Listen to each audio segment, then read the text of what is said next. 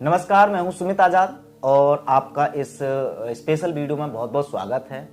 आज की वीडियो उन सभी स्टूडेंट्स या उन सभी लर्नर्स के लिए बहुत ज़्यादा महत्वपूर्ण है जो अंग्रेजी भाषा बोलना सीखना चाहते हैं लेकिन सीख नहीं पा रहे हैं, या बहुत सारे ऐसे लोग हैं जो काफ़ी लंबे समय से सीख रहे हैं लेकिन उनकी भाषा में वो फ्लुएंसी नहीं आ पा रही, वो हेजिटेट हो जाते हैं, उनके अंदर बहुत सारे डर रहते हैं। तो आज इन्हीं सभी समस्याओं को देखते हुए बहुत ही जरूरी महत्वपूर्ण ऐसे टिप्स आपको मिलने वाले हैं, और ये टिप्स देने के लिए आज हमारे साथ अंग्रेजी भाषा के जो विशेषज्ञ हैं अभिषेक अग्रवाल सर, वो हमारे साथ हैं। तो वीडियो को लास्ट तक देखते रहिए यदि आप सच में अपने आप को इंग्लिश स्पीकिंग में करना चाहते हैं एकदम फ्लुएंट। तो सर सबसे पहले आपका बहुत बहुत स्वागत है हमारे चैनल में। थैंक यू सुमित जी। जी, तो सर सबसे पहले मैं यही जानना चाहूँगा, जैसे अब चूंकि अभी हमारे दर्शक आपको काफ़ी सारे लोग पहली बार देख रहे होंगे, कुछ लोगों ने पहले भी देखा होगा। इंट्रोडक्शन चूंकि हम आपका लेना है मुझे, अब मैं चाहता हूँ कि आप जो इंट्रोड्यूस अपने आप को करो तो वो इस हिसाब से करना है कि इंट्रोडक्शन हम में से बहुत सारे लोगों को देने की आवश्यकता होती है, तो आपके इंट्रोडक्शन से वो लोग पहले तो यही सीख जाएं कि एक्चुअल में इंट्रोडक्शन दिया कैसे जाता है इवन, और उसी के साथ साथ आप अपने बारे में बताएं कहाँ कहाँ किस किस तरह से आप लोगों को लाभ पहुंचा रहे हैं, अंग्रेजी भाषा का कैसे ज्ञान देते हैं, लोग कैसे आपसे जुड़ सकते हैं, वो सारी चीज़ें आप शुरू कर सकते हैं। जी sir. Thank you Sumit ji. It's a very interesting question. Basically how to introduce yourself in English or in Hindi or in any language is a very the most asked question. ये सबसे ज़्यादा पूछा जाने वाला ये सबसे ज़्यादा पूछा जाने वाला इंटरनेट पर सवाल है। यूट्यूब पर भी सबसे ज़्यादा जो क्वेरीज आती हैं वो इसी सवाल को लेकर आती हैं, हाउ टू इंट्रोड्यूस योरसेल्फ। दोस्तों, जीवन में अलग अलग जगह पर अलग अलग तरीके से इंट्रोडक्शन देना होता है। आप जब किसी से जनरली ट्रेन में मिलते हैं, बस में मिलते हैं, तो एक अलग तरीके का इंट्रोडक्शन होता है। आप किसी पार्टी में मिलते हैं तो वो अलग तरीके का इंट्रोडक्शन हो सकता है। आप कभी जॉब में जाएं, कहीं किसी एम्प्लॉयर के सामने, इंटरव्यूअर के सामने बैठे हों तो अलग तरीके का इंट्रोडक्शन हो सकता है, और यदि आप कभी रिश्ते के लिए जाएं तो इंट्रोडक्शन अलग तरीके का हो सकता है। But in general you don't have to be very very long. आपको बहुत लंबा इंट्रोडक्शन नहीं देना है, इट विल साउंड बोरिंग, ये बिल्कुल बोरिंग हो जाएगा। जनरली यदि हम हिंदी देखें तो हिंदी में हम क्या इंट्रोडक्शन देते हैं, राइट, मैं ये हूँ, मेरा नाम ये है और मैं ये करता हूँ, मैं यहाँ रहता हूँ, बस ये 3-4 लाइनों में अपना इंट्रोडक्शन हमें देना होता है। जैसे generally if I talk about my own introduction, यदि मैं अपने इंट्रोडक्शन की बात करूँ तो मैं कैसे इंट्रोड्यूस करूँगा। Hi, my name is Abhishek Agarwal, I am an English language trainer, I am from Delhi and I train people to speak English and develop their personalities, right. Basically ये 3-4 लाइनों का इंट्रोडक्शन काफ़ी है। Now I can extend it, अब मैं इसे बढ़ा सकता हूँ। I train people to speak English and I change their behavior and personality in the process। इसी बीच में स्पोकन इंग्लिश की क्लासेस के माध्यम से ही मैं उनका पर्सनैलिटी भी ट्रेन करता हूँ, और उनका कम्युनिकेशन, उनकी पब्लिक स्पीकिंग, उनका प्रेजेंटेशन, इवन लाइफ स्किल्स के लिए मैं उन्हें ट्रेन करता हूँ। I have a YouTube channel in the name of फटाफट इंग्लिश विद अभिषेक सर। आप लोग भी यदि ज़्यादा सीखना चाहते हैं, ज़्यादा डिटेल में जाना चाहते हैं, तो मुझे YouTube पर फटाफट इंग्लिश के नाम से सर्च कीजिए और चैनल को सब्सक्राइब करके एक एक वीडियो देखना शुरू कीजिए। You can follow me on Facebook in the same name, उसी नाम से फटाफट इंग्लिश विद अभिषेक सर के नाम से आप मुझे फेसबुक और इंस्टाग्राम पर भी फॉलो कर सकते हैं, जहां इंस्टाग्राम पर almost 700+ reels are there, and on Facebook channel I have some motivational videos. But on YouTube channel, I generally, talk about life. I train people for life skills. मतलब life skills बहुत सारी हो सकती हैं, like your studies, your education, your career goals, your focus, your spoken English and your money making ideas. तो वो सारे videos वहाँ पर हैं, आप देखना शुरू कीजिए। So this was all about my introduction. ये तो मेरे इंट्रोडक्शन के बारे में रहा, और यदि आप अपना एक अच्छा सा इंट्रोडक्शन तैयार करना चाहते हैं तो ऑफ कोर्स मेरे चैनल पर भी इंट्रोडक्शन का पूरा फुल वीडियो है, जहां मैंने बारीकी से एक एक चीज को सिखाया है। Okay, thank you so much. अच्छा सर, एक बात बताइए, जैसे अब इससे पहले कि आप इंग्लिश स्पीकिंग की महत्वपूर्ण टिप्स दें, उससे पहले अगर मैं जानना चाहूँ कि इंग्लिश लैंग्वेज का देखिए प्रोफेशनल लाइफ में कितना ज़्यादा बेनिफिट्स हैं, कितना ज़रूरी है, वो तो सब लोग जानते हैं, लेकिन क्या इसका कोई व्यक्तिगत या पर्सनल लाइफ में भी कोई महत्व है? हम सबके लिए। Thank you Sumit ji. Well मैं ये समझता हूँ कि पर्सनल ग्रोथ जब तक नहीं होगी आपकी प्रोफेशनल ग्रोथ नहीं हो सकती जी। And English is the gateway to opportunities के बहुत सारे रास्ते, मतलब इतने सारे रास्ते, इतनी सारी अपॉर्चुनिटीज आपको इंग्लिश बोलने के बाद दिखने लगेंगी। खासकर कॉरपोरेट वर्ल्ड में इंग्लिश बोलना और लिखना दोनों ही इंपॉर्टेंट है। अब आप कैसे सरवाइव करेंगे यदि आप प्राइवेट या कॉरपोरेट लाइफ में जाना चाहते हैं? यदि आप प्राइवेट या कॉरपोरेट लाइफ में जाएंगे तो वहां पर जो एटमॉस्फेयर आपको मिलेगा, जो लोग मिलेंगे, वो जनरली इंग्लिश को अच्छे से समझते होंगे, बोलते होंगे, तो फिर आपके लिए ये बड़ा चैलेंजिंग हो जाएगा उस एटमॉस्फेयर के साथ कोप अप करना। तो ऐसे में आपको अपनी पर्सनैलिटी से मेरा मतलब है your language skills, your confidence, your public speaking skills, your sales skills, your marketing skills, इन सब की ट्रेनिंग आपको चाहिए ही चाहिए। Right, you may be having nice degrees, आपके पास हो सकता है कि अच्छी खासी डिग्रीज हो, बट उन डिग्रीज को कई बार उतनी वैल्यू नहीं मिलेगी once you are not able to speak English fluently. यदि आप अच्छे से इंग्लिश नहीं बोल पाते हैं, आपका कॉन्फिडेंस हाई नहीं है, तो फिर आपकी डिग्रीज को कम वैल्यू मिलेगी। बिल्कुल। अच्छा सर, देखिए अब एक समस्या की तरफ बढ़ते हैं। जैसे जो ज़्यादातर लोग अंग्रेजी भाषा सीखना चाहते हैं, जैसे अभी मैं कंप्यूटर क्लासेस बच्चों को सिखाता हूं, तो उसमें भी मेरे बहुत सारे स्टूडेंटों का एक सवाल रहता है। तो जैसे कि when I speak English in front of them, तो वो बोलते हैं कि सर हमने भी इंग्लिश बोलना सीखना है, जैसा आप बोल लेते हैं। मैं कहता हूँ तो ठीक है, रोका किसने, आप भी सीख लीजिए। तो एक ही सवाल है कि हमारे पास समय की कमी है। हम अंग्रेजी भाषा सीखना तो चाहते हैं, लेकिन इतना समय कौन लगाए। कुछ जो जॉब्स करते हैं उनका भी यही समस्या रहती है कि हमारे पास जॉब के अलावा कोई टाइम नहीं रहता है। जिसके पास समय नहीं है उसको क्या सबसे अच्छा तरीका है कि वो बिना समय अलग से निकाले अंग्रेजी भाषा सीख सकता है, and they can also speak English very fluently. Right Sumit ji, ये आजकल एक बहुत ही बड़ा कंफ्यूजन है कि मेरे पास टाइम नहीं है। देखिए, आप किसी भी ऐसी चीज को जो आपके लिए जरूरी है उसके लिए आप टाइम निकालते हैं। आप ये नहीं कह सकते कि मेरे पास टाइम नहीं है। आप जब ये कह रहे हैं कि मेरे पास टाइम नहीं है, तो इसका मतलब है कि आपको उसमें इंटरेस्ट नहीं है, क्योंकि आपने इंटरेस्ट की जितनी भी चीजें आप करना चाहते हैं उनके लिए आप टाइम निकाल लेते हैं। तो ये सिर्फ इंटरेस्ट है कि जो आपको पीछे रख रहा है। आपको लैंग्वेज सीखते समय या तो बोर महसूस होता है या आपको ये टफ लगती है, आप इससे बचना चाहते हैं। Otherwise you can easily spare time, आप आसानी से समय निकाल सकते हैं और लैंग्वेज को एक चैलेंज की तरह से ले सकते हैं। ये एक स्किल डेवलपमेंट है जो लाइफ टाइम आपके काम आने वाला है। तो फिर you can not of course ignore it, आप इसे इग्नोर नहीं कर सकते।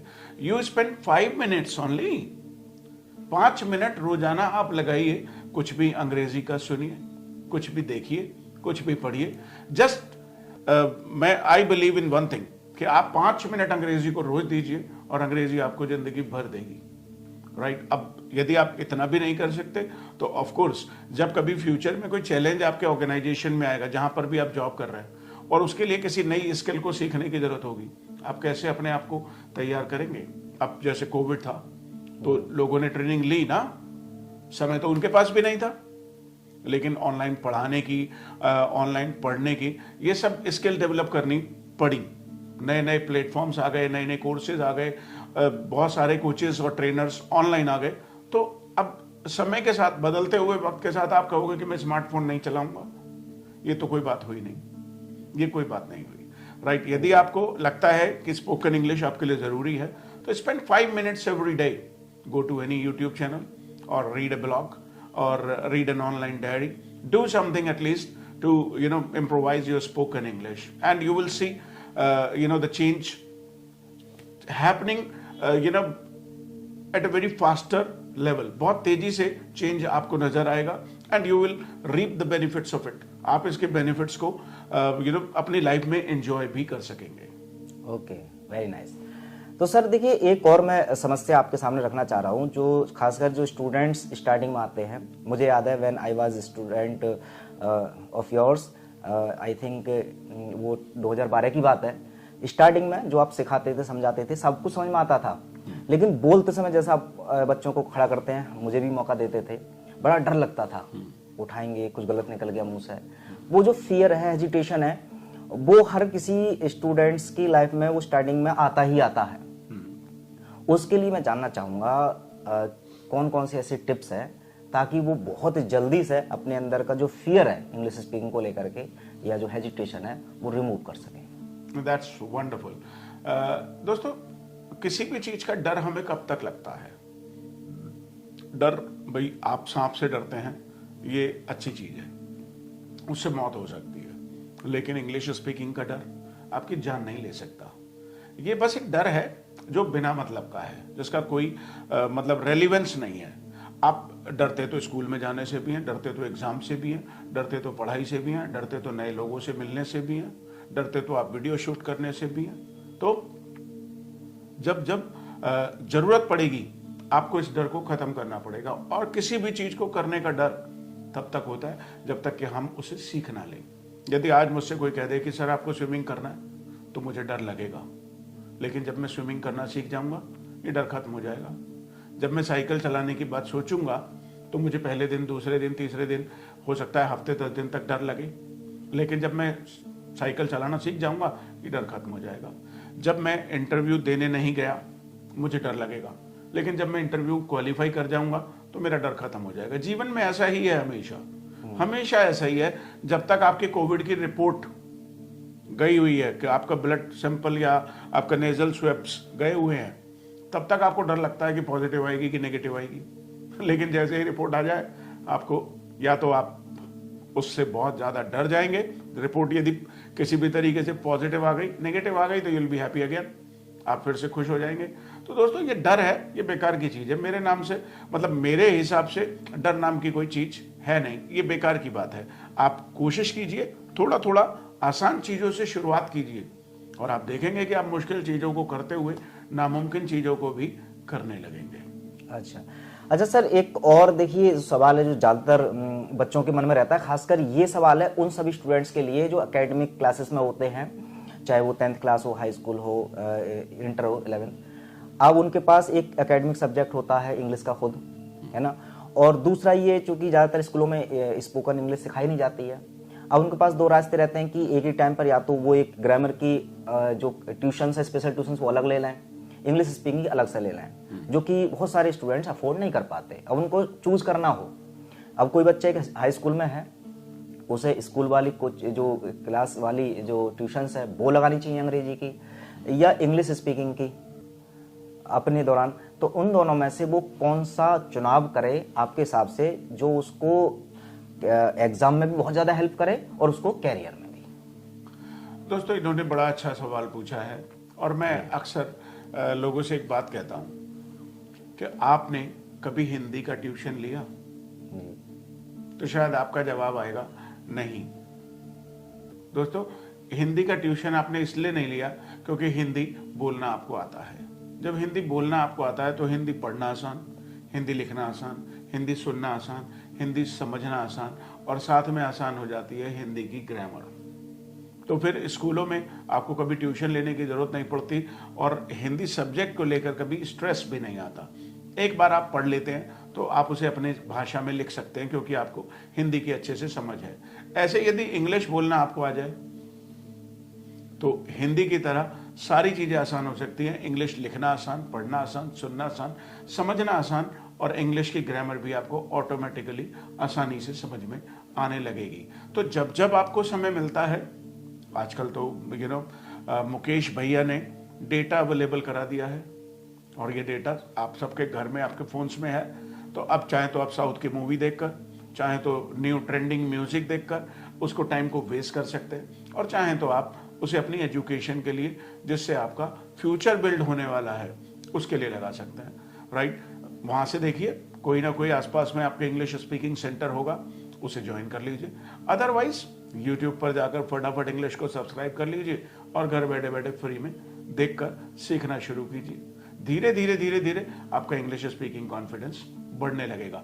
जब ये बढ़ जाएगा, जब इंग्लिश इम्प्रोवाइज हो जाएगी, तो आपको अपने स्कूलों की जो बुक्स हैं वो भी आसान लगने लगेंगी, और इंग्लिश आपके लिए एक बिल्कुल मतलब it will become very easy, it will become easy, like 1 2 3, ये बिल्कुल 1 2 3 जैसा आसान हो जाएगा।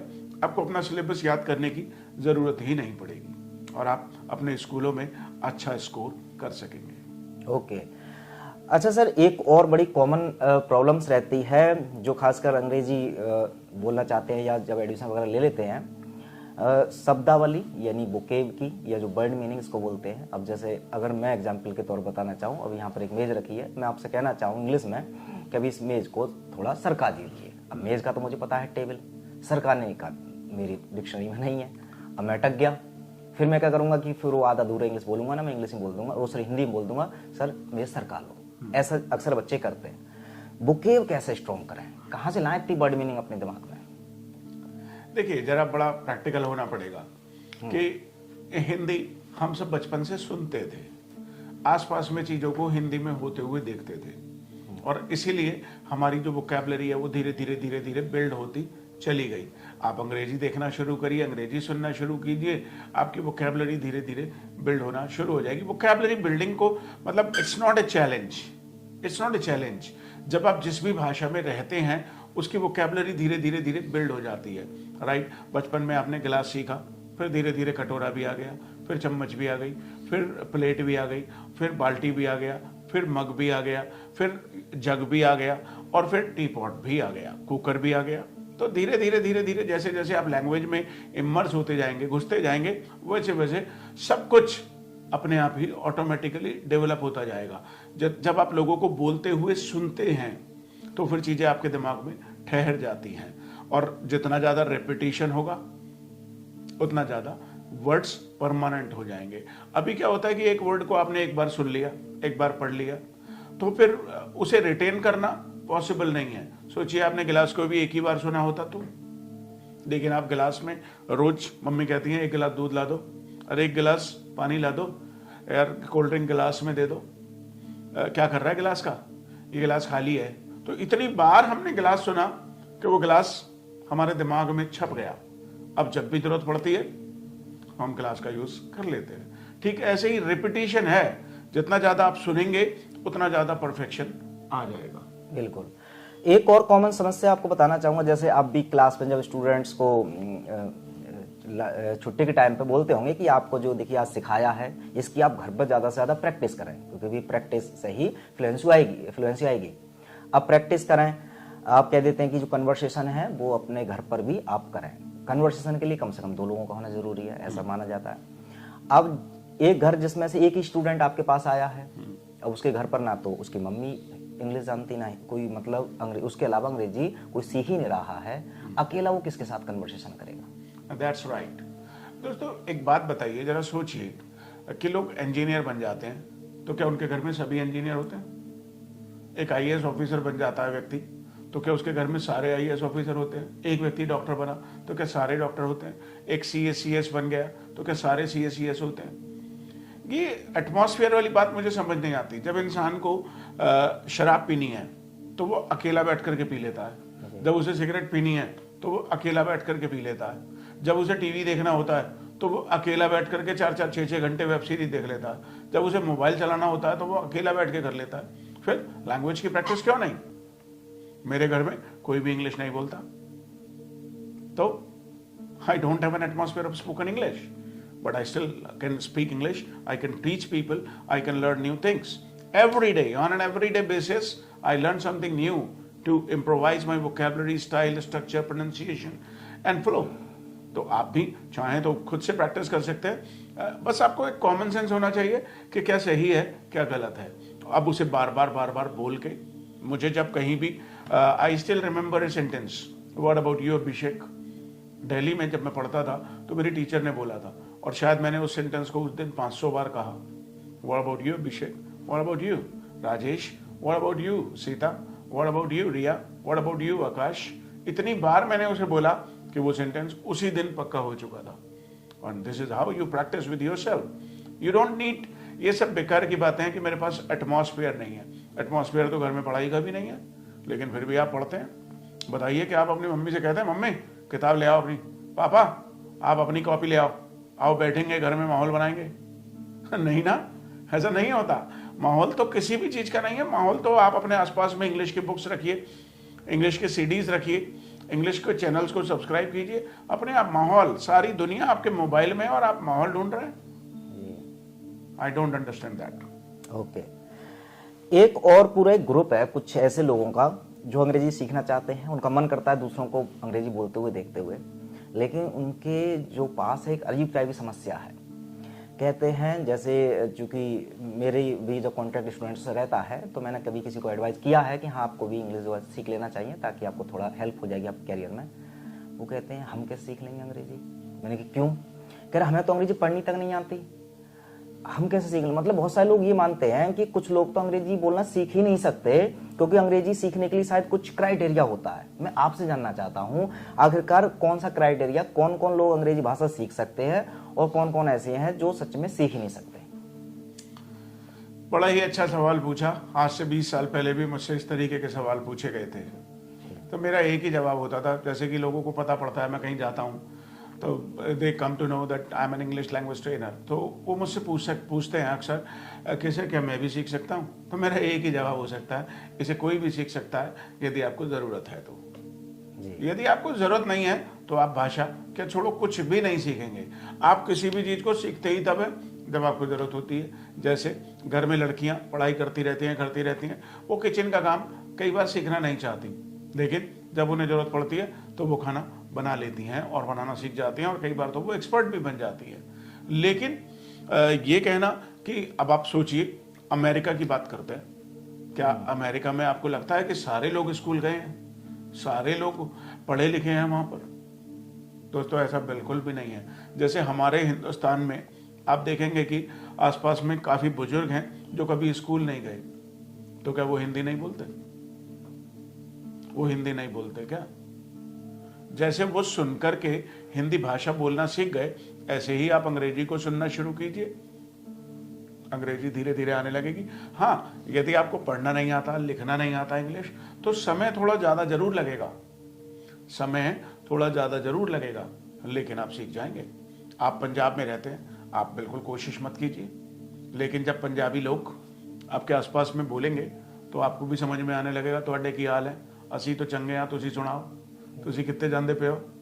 मैंने ये सब कभी कोई कोर्स नहीं किया, लेकिन मैंने लोगों को कभी कभी बोलते हुए सुना, तो ये 4-5 सेंटेंसेस मुझे भी आ गए।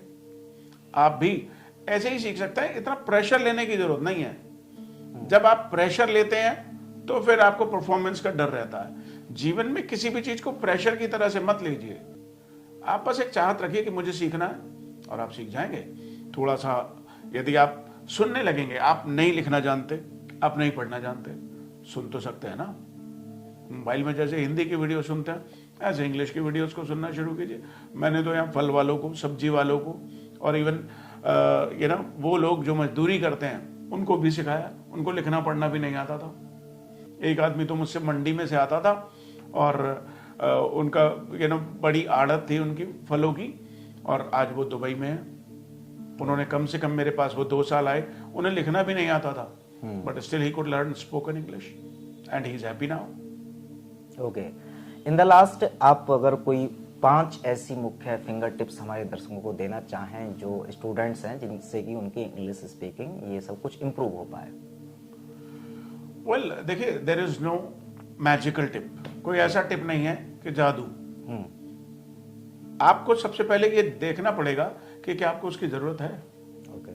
यदि आपको थोड़ा भी लगता है कि इसकी जरूरत है, मुझे ये फ्यूचर पे काम आ सकती है, तो फिर आप कैसे भी करेंगे।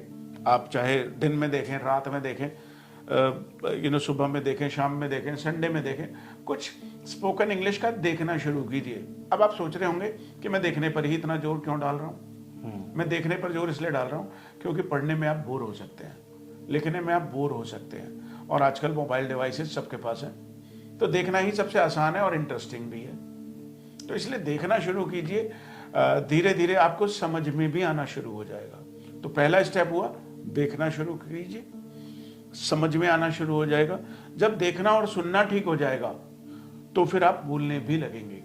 जब आप बोलने लगेंगे तो आपका कॉन्फिडेंस डेवलप हो जाएगा, और जब ये चारों चीजें डेवलप हो जाएंगी तो आपकी स्पीड बढ़ जाएगी सीखने की। तो ये 5 टिप मैंने आपको बता दिए कि आपको क्या करना चाहिए, सही तरीका क्या है। आसान चीज़ों से शुरुआत कीजिए।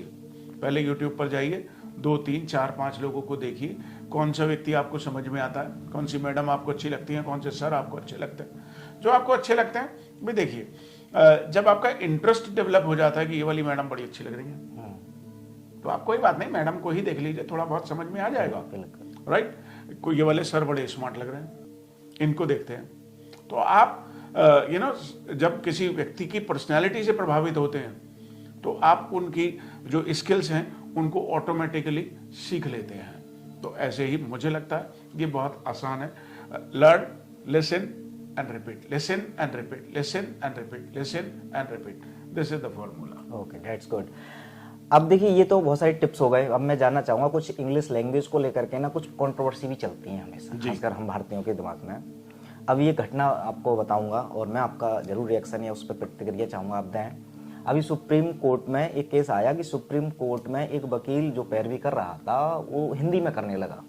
सुप्रीम कोर्ट के न्यायाधीश कह रहे हैं we can't understand Hindi, speak English. आप अंग्रेजी भाषा में ही डिबेट कीजिए, अभी कोर्ट की लैंग्वेज है वो इंग्लिश है। सुप्रीम कोर्ट में ऐसा बयान आया। अब जैसे ही अखबारों में खबर पता चली तो हम भारतीयों का एक रिएक्शन था कि यार न्यायालय भारत का, भाषा अंग्रेजों की। ऐसा प्रतीत नहीं हो रहा कि आज भी हम, अंग्रेज तो चले गए, 1947 में अंग्रेजों से आज़ादी पा ली, लेकिन अंग्रेजी भाषा का आज भी भारत गुलाम है। आप कैसे देखते हैं इस चीज़ को? राइट, ये एक अच्छा इंसिडेंट है आपके साथ में। I've often seen people criticizing the importance of spoken English. लोग अक्सर इसे क्रिटिसाइज करते हैं, लेकिन अब यदि हम देखें कि बैंक का फॉर्म हम हिंदी में ही भरेंगे, भाई अंग्रेज भले ही चले गए, लेकिन हिंदुस्तान में अंग्रेजी हमें विरासत में मिली है। तो अब तो ये आप इसको पॉजिटिव देखते हैं या एक दुर्भाग्य देखते हैं भारत का? नहीं, दुर्भाग्य जैसी कोई चीज है नहीं, दुर्भाग्य जैसी कोई चीज है नहीं। यदि कहीं पर कोई, अब जैसे स्कूल है, वहां पर किसी को पढ़ना अच्छा नहीं लगता और वो वहां पे पढ़ने के अलावा कोई और एक्टिविटी करने लगे। अब जब सुप्रीम कोर्ट की लैंग्वेज इंग्लिश है जी, तो फिर वहां जो भी डिबेट होनी चाहिए या जो भी आर्ग्यूमेंट्स होने चाहिए वो सब मुझे लगता है कि इंग्लिश में ही। हम भारतीयों की तरफ से अगर यही पहल की जाए कि चूंकि हमारी हिंदी पूरी नेशनल लैंग्वेज है, तो जितना इंग्लिश का प्रचार किया जाता है उतना हिंदी का किया जाए। एटलीस्ट हमारे जो न्यायालय हैं जहाँ पर अंग्रेजी भाषा कंपलसरी होती है, उसको अगर हिंदी कर दिया जाए तो जाहिर सी बात है न्यायाधीश को भी सहायता हो जाएगी, वकीलों को भी सहायता हो जाएगी। Government is already taking steps जी। गवर्नमेंट ने अभी पीछे एमबीबीएस की एजुकेशन, मेडिकल की पढ़ाई और इंजीनियरिंग की पढ़ाई हिंदी में कराने का फैसला किया है जी। लेकिन अब जो चीजें चली आ रही हैं, पहले से चली आ रही हैं, and you already know it. आपको पहले से पता है कि वहां सुप्रीम कोर्ट है और there all the arguments will be done in English only, so you are supposed to be ready for this. अब आप उसे आज जाके चैलेंज करेंगे? आज से आप सोचना शुरू कीजिए, यूनियन बनाइए, लोगों में इस बात के लिए अवेयरनेस फैलाइए और फिर एक मूवमेंट बना के उसे पारित कराइए ना जी। अभी जब तक आपने, दुर्भाग्य नहीं है ये, आप सोचिए, हम इंडिया में रहते हैं लेकिन लोग यहाँ फ्रेंच भी बोलते हैं, जापानीज भी लोग बोलते हैं, रशियन लैंग्वेज भी जानते हैं, संस्कृत भी जानते हैं। तो अब इसे इग्नोर नहीं किया जा सकता, या फिर हम इसे कंडेम नहीं कर सकते। राइट, बहुत सारी चीजें हैं जो आप हिंदी में बोलने की कोशिश करेंगे and it will sound awkward, वो बड़ा अजीब सा लगेगा। जैसे ऑकवर्ड मैंने अभी कहा, अब इसे हिंदी में कहें भद्दा, तो ये ऑकवर्ड बोलना आसान है, भद्दा बोलना थोड़ा खराब सा लगता है। तो फिर मुझे ऐसा लगता है, देखो हिंदी हमारी मातृभाषा है जी। मैं एक बार मंदिर में बैठा हुआ था, गुरु जी के दर्शनों के लिए गया था दिल्ली में, तो वहां पर एक व्यक्ति बैठा हुआ था, तो वो बोलने लगा कि भाई हम अंग्रेजी क्यों सीखें, जापान में देखिए वहां लोग केवल जापानीज बोलते हैं, चाइना में भी चाइनीज ही बोलते हैं लोग। अब मैं बराबर में बैठा हुआ था, उन्होंने मुझसे भी जिक्र करा, भाई साहब आपकी क्या राय है? मैंने कहा जी देखो, हम हिंदुस्तान हैं, भारत हैं, और यहाँ विभिन्न तरीके की भाषाएं और बोलियां बोली जाती हैं, तो हम सभी का सम्मान करते हैं, और हमारे लिए यदि भारत हमारी माता है, हम अपनी माता का सम्मान करें, लेकिन हमारी संस्कृति में लिखा है कि हम दूसरे की माता का अपमान नहीं कर सकते जी। अच्छा सर, जैसे अब चूंकि अंग्रेजी भाषा हो चाहे हिंदी भाषा हो, कोई भी लैंग्वेज हम इसलिए सीखते हैं क्योंकि हमारा कम्युनिकेशन स्किल्स काफी अच्छी हो, कम्युनिकेशन, अच्छी कम्युनिकेशन की पहचान ये है कि आप जो कोई अपना मैसेज कन्वेंस करना चाहते हैं, सामने वाला वो परफेक्टली आपकी बात उस तक पहुंच जाए। लेकिन कुछ सिचुएशन ऐसी रहती हैं कि लोग अंग्रेजी भाषा का सिर्फ सामने वाले पर हक जमाने के लिए, सामने चाहे वो ऑडियंस हिंदी की, प्योर हिंदी की हो, उसे पता भी है कि हाँ वो इंग्लिश नहीं समझ सकता, फिर भी अपना कि हाँ मैं अंग्रेजी बोलूंगा, और ये अपना मेंटलिटी भारत की है ही कि जो अंग्रेजी भाषा बोलता है भी उसको है थोड़ी ज़्यादा वैल्यू दी जाती है। उन लोगों के बारे में क्या कहना चाहोगे जहाँ पर सामने ऑडियंस हिंदी की है, उनको ज़रूरत नहीं है एक्चुअल में इंग्लिश लैंग्वेज बोलने की, फिर भी केवल अपनी हक जमाने के लिए वो इंग्लिश बोलते हैं? क्या उन्हें सच में इंग्लिश ये करना चाहिए, या जहाँ पर अगर हिंदी की आवश्यकता है तो उन्हें अपना मैसेज कन्वेंस हिंदी में ही करना चाहिए? ये अच्छा कम्युनिकेशन स्किल्स है, या फिर अंग्रेजी में ही बोलना अच्छा कम्युनिकेशन स्किल्स कहलाएगा? देखिए, कम्युनिकेशन लोगों के बीच में होता है, विचारों का कम्युनिकेशन होता है। लैंग्वेज का इसमें कोई खास रोल है नहीं। लैंग्वेज एक भाषा है, मतलब अंग्रेजी एक भाषा है, और कम्युनिकेशन एक स्किल है, अपनी बात को प्रभावशाली तरीके से कह पाना, जिससे कि लोग आसानी से समझ लें। अब यदि कोई ऐसा करता है कि जहाँ पर ऑडियंस हिंदी की है और उनके सामने जबरदस्ती इंग्लिश वो बोलता है, ये बात अलग हो सकती है कि इंग्लिश उसकी हैबिट में है और वो एज ए हैबिट उसे यूज करता है।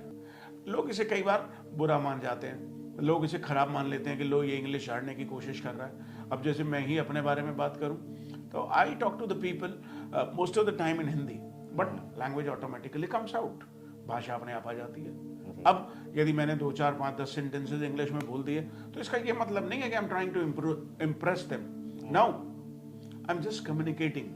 बीच में जैसे कभी भी कोई भाषा आप बोलते हैं तो दूसरी भाषा यदि आ गई या दूसरा कोई सेंटेंस आ गया, जब आप कोई बात समझाने की कोशिश करते हैं तो कई बार आप गणित का भी सहारा लेते हैं, कई बार आप इतिहास का भी सहारा लेते हैं। तो फिर यदि लैंग्वेज का सहारा आपने ले लिया तो इसमें मेरे हिसाब से कोई बुरी बात है नहीं। हाँ, यदि लोगों को इतने कमजोर हैं, वो भले ही भाषा ना समझते हो, but they will at least have an idea, उनको आइडिया जरूर लग जाएगा कि यार ये सामने वाला व्यक्ति क्या कहने की कोशिश कर रहा है। तो इसे आप दिल पे ना लें। ओके। तो ये सभी महत्वपूर्ण जानकारियां थी, और खासकर जो आपके सवाल नॉर्मली इंग्लिश लैंग्वेज को लेकर के हो सकते थे वो सभी मैंने कवर करने की कोशिश की है, एंड आई होप कि ये सभी जानकारियां आपके लिए बहुत ज़्यादा हेल्पफुल होंगी। इसके अलावा कुछ और भी क्वेश्चंस नए आपके हो सकते हैं, तो उनको जहां पर भी इस वीडियो को देख रहे हैं कमेंट बॉक्स में लिख सकते हैं, सो डैट आगे से हम अगर कुछ और वीडियो बनाएं तो आपके उन क्वेश्चनों को भी ले लें। लेकिन मैंने जितने मैक्सिमम क्वेश्चन आपके ले सकता था मैंने ले लिए। अगर इतना सब टिप्स के बाद भी आज से अगर आप सीखना स्टार्ट नहीं कर देते हैं या इम्प्रूव करना स्टार्ट नहीं कर देते हैं, तब खैर आपका कुछ नहीं हो सकता। लेकिन हाँ, इतनी सारी महत्वपूर्ण जानकारियाँ देने के लिए अभिषेक सर अग्रवाल का पूरी टीम की तरफ से एक बार बहुत बहुत धन्यवाद। और सर अगले कार्यक्रम में उम्मीद है कि फिर से मिलेंगे। फिलहाल इस कार्यक्रम के लिए बहुत बहुत शुक्रिया। Thank you so much. Thank you, you are welcome.